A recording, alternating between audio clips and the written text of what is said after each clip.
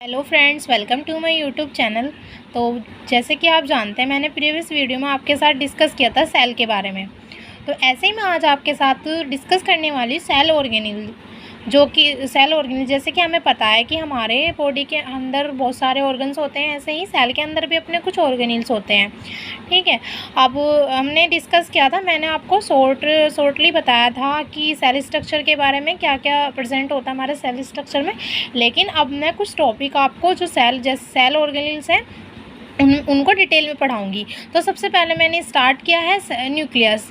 तो न्यूक्लियस के बारे में आज मैं आपको बताती हूँ न्यूक्लियस होता क्या है। ठीक, न्यूक्लियस को सबसे पहले डिस्कवर्ड किया था रॉबर्ट ब्राउन साइंटिस्ट ने। न्यूक्लियस जो होता है वो हमारा उसका जो अदर नेम होता है वो हमारा कैरियन होता है। और न्यूक्लियस जो होता है वो हमारा सबसे लार्जेस्ट ऑर्गन होता है सेल का। ठीक है, अगर हम बात करें सेल जो हमारा न्यूक्लियस होता है उसकी स्टडी को हम बोलते हैं कैरियोलॉजी। ठीक है, और ये हमारा कैसा होता है, डबल मेम्ब्रेन बाउंडेड होता है। ठीक है, अगर हम बात करें जो न्यूक्लियस होता है वो हमारी बेसिकली सभी सेल्स में प्रेजेंट होता है, लेकिन एक रेड ब्लड सेल को छोड़कर हमारी सभी सेल्स में हमारा न्यूक्लियस प्रेजेंट होगा। न्यूक्लियस जो होता है वो हमारा बेसिकली प्रेजेंट होता है सेल के सेंटर में ही प्रेजेंट होता है। जैसे ये हमारी एक सेल है और इसके सेल में ही हमारा न्यूक्लियस प्रेजेंट होता है। ठीक है, अगर हम बात करें कुछ सेल्स में ऐसा भी होता है कि अलग सेंटर से अलग हट के कुछ प्रेजेंट होता है, उसको बोलते हैं हम एसेंट्रिक। ठीक है, एसेंट्रिक सेल। अगर हम बात करते हैं कि जो न्यूक्लियस है हमारा, कुछ सेल्स में हमारा जो हमारा न्यूक्लियस होता है वो एक से ज़्यादा प्रेजेंट होता है। जैसे कि हमारा फॉर एग्जांपल है ओस्टोक्लास्ट सेल। ये क्या होती है, हमारी ओस्टोक्लास्ट सेल्स जो होती हैं वो हमारी बोन ब्रेकिंग सेल्स होती हैं, जिसमें हमारा एक से ज़्यादा न्यूक्लियस प्रेजेंट होता है।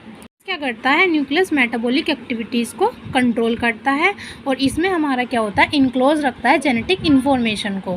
ठीक है, क्योंकि इसमें हमारा क्या होता है, जेनेटिक मटेरियल प्रेजेंट होता है जो कि हम डीएनए होता है, जो क्या इसलिए हम इसको क्या बोलते हैं, controller of director of cell. अब जब जैसे कि हमें पता है कि जो सेल होती हैं सभी सेल्स में हमारा न्यूक्लियस प्रेजेंट होता है। न्यूक्लियस में हमारा क्या होता है, जेनेटिक मटेरियल प्रेजेंट होता है, जो क्या करता है, जेनेटिक पेरेंट से डॉटर सेल्स में ट्रांसफ़र होता है जनरेशन टू जनरेशन। इस प्रोसेस को हम बोलते हैं हेरिडिटी। ठीक है, अगर हम बात करें तो मेन इंपॉर्टेंट पॉइंट हमारे ये है यहाँ पे कि न्यूक्लियस के अंदर हमारा क्या होता है, जेनेटिक मटेरियल इनक्लोज होता है, जो रिस्पॉन्सिबल होता है पेरेंट सेल से डॉटर सेल्स में जेनेटिक इन्फॉर्मेशन को ट्रांसफ़र करने के लिए। करते हैं सेल के स्ट्रक्चर के बारे में। तो सेल के स्ट्रक्चर में हमारे क्या क्या कंपोनेंट प्रेजेंट होते हैं। सबसे पहला है हमारा न्यूक्लियस मेम्ब्रेन, सेकंड है हमारा न्यूक्लियोप्लास्ट, थर्ड है हमारा क्रोमेटिन और फोर्थ है हमारा न्यूक्लियोलस। ठीक है, अब हम इसके बारे में डिस्कस करते हैं डिटेल में। मेम्ब्रेन हमारी क्या होती है, न्यूक्लियर मेम्ब्रेन जो होती है हमारी डबल मेम्ब्रेन होती है, जो इनर मेम्ब्रेन और आउटर मेम्ब्रेन। जो हमारी आउटर मेम्ब्रेन होती है उससे हमारे राइबोसोम्स अटैच रहते हैं, मतलब जो आउटर मेम्ब्रेन होती है ना वो हमारी रफ एंडोप्लाज्मिक रेटिकुलम से अटैच होती है, जिसे हम बोलते हैं, जिस पर हमारे राइबोसोम्स अटैच होते हैं। ये क्या करती है, हमारे जो साइटोप्लाज्म से हमारे जो न्यूक्लियस होता है उसको क्या करती है, सेपरेट आउट करती है।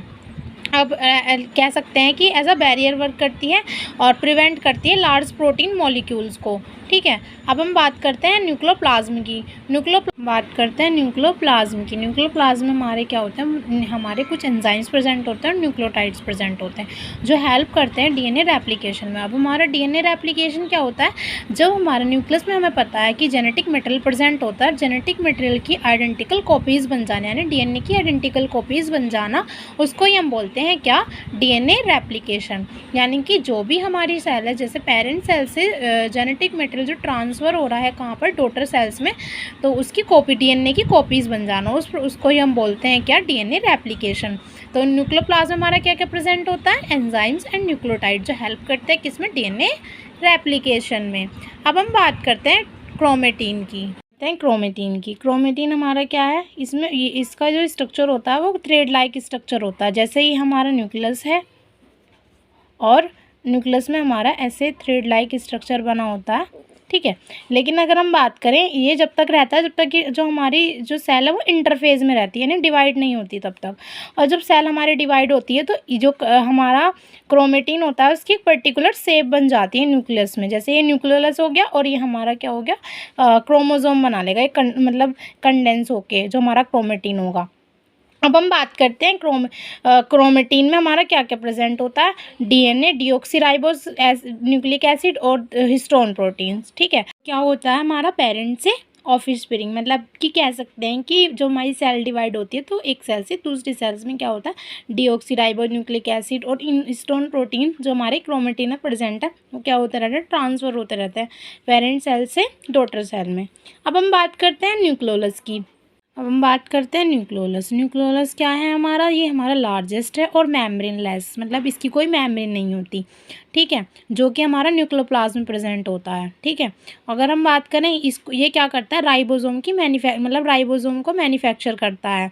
ठीक है, और इसलिए हम इसको राइबोसोम को क्या कहते हैं, और हम प्रोटीन ऑफ फैक्ट्री। ठीक है, क्यों कहते हैं, क्योंकि ये क्या करता है हमारा वो प्रोटीन्स की सिंथेसिस करता है जो हमारा राइबोसोम्स होते हैं। ठीक है, अब हम बात करते हैं इसके फंक्शंस की। फंक्शंस ऑफ न्यूक्लियस, ये क्या करता है हमारा, control hereditary characteristics of an organism, यानी कि हेरिडिटरी कैरेक्टरिस्टिक को कंट्रोल करता है ऑर्गेनिजम्स में। जैसे पेरेंट सेल से हमारी कोई भी सेल है वो हमारी क्या हो रही है, डॉटर पेरेंट सेल से कोई भी कैरेक्टरिस्टिक्स हमारे डॉटर सेल में जा रहे हैं उसको हम बोलते हैं हेरिडिटरी कैरेक्टरिस्टिक्स। ठीक है, अगर हम बात करें सेल, ये क्या करता है हमारा सेलर मेटाबॉलिज्म एक्टिविटी को भी कंट्रोल करता है, यानी सेल की जितनी भी मेटाबॉलिक एक्टिविटीज़ होती हैं उसको हमारा न्यूक्लियस ही कंट्रोल करता है। अब हम बात करते हैं जीन एक्सप्रेशन। जीन एक्सप्रेशन भी हमारा क्या है, एक फंक्शन है हमारा न्यूक्लियस का। ये हमारा जीन एक्सप्रेशन में भी हेल्प करता है, प्रोटीन सिंथेसिस में भी हेल्प करता है। एंड देन उसके बाद हमारा है ये स्टोरेज, यानी स्टोर करके रखता है हमारा हेरिडिटरी मटेरियल को, यानी डीएनए को स्टोर करके रखता है। और स्टोरेज ऑफ प्रोटीन, यानी प्रोटीन को भी स्टोर करता है। जैसे मैंने बताया आपको कि हमारा न्यूक्लियस में हमारा न्यूक्लियोलस प्रेजेंट होता है जो क्या करता है, राइबोसोम की मैन्युफैक्चरिंग करता है। और राइबोसोम्स हमारा किसके लिए रिस्पॉन्सिबल होता है, प्रोटीन की सिंथेसिस करने के लिए, यानी कि राइबोसोम्स को हम क्या बोलते हैं, प्रोटीन ऑफ फैक्ट्री भी बोलते हैं। तो ठीक है, अगर हम बात करें हमारा टॉपिक आज का यहीं ख़त्म होता है। अगर आपको मेरी ये वीडियो अच्छी लगी तो प्लीज़ मेरे चैनल को सब्सक्राइब करें एंड शेयर करें, एंड थैंक यू।